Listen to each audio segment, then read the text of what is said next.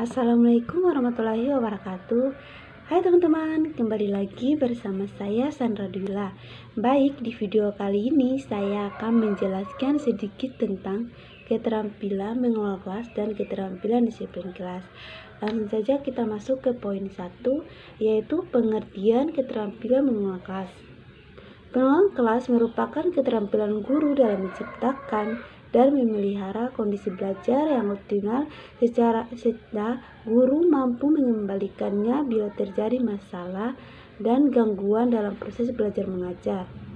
Dalam arti kegiatan-kegiatan untuk memelihara kondisi belajar yang optimal dan mempertahankan kondisi belajar apabila terjadi suatu gangguan dan masalah ketika proses belajar mengajar. Bagian kedua, masalah dalam pengelolaan kelas.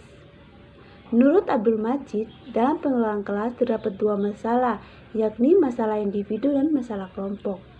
Tindakan pengelolaan kelas seorang guru akan efektif apabila guru dapat mengidentifikasi sikap dengan tepat. Adapun masalah pengelolaan kelas antara lain: A. Masalah individu. Masalah individu muncul karena dalam individu ada kebutuhan yang ingin diterima oleh kelompok dan ingin mencapai harga diri. Apabila kebutuhan individu tidak dapat dipenuhi melalui dengan cara yang baik, ada 4 tingkah laku yang kurang baik dalam masalah individu, yakni 1. Bentuk tingkah laku mencari perhatian yang aktif dan pasif. 2. Bentuk mencari perhatian yang aktif sifat merusak seperti bergaya, sok, melawak, mengacau, menjadi nakal. Yang ketiga, anak yang terus-menerus bertanya atau rewel. Yang keempat, bentuk pasifnya yang bersifat mendapatkan perhatian orang lain dengan minat tolong-menolong. B. Masalah kelompok.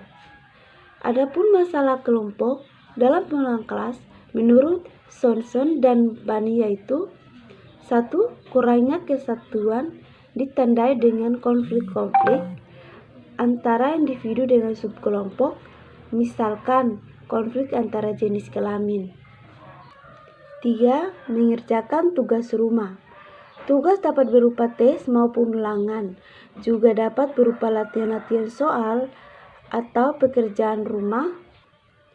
Dengan disiplin, siswa mempunyai kebiasaan untuk melatih, mengerjakan soal-soal, latihan, serta mengerjakan pekerjaan rumah.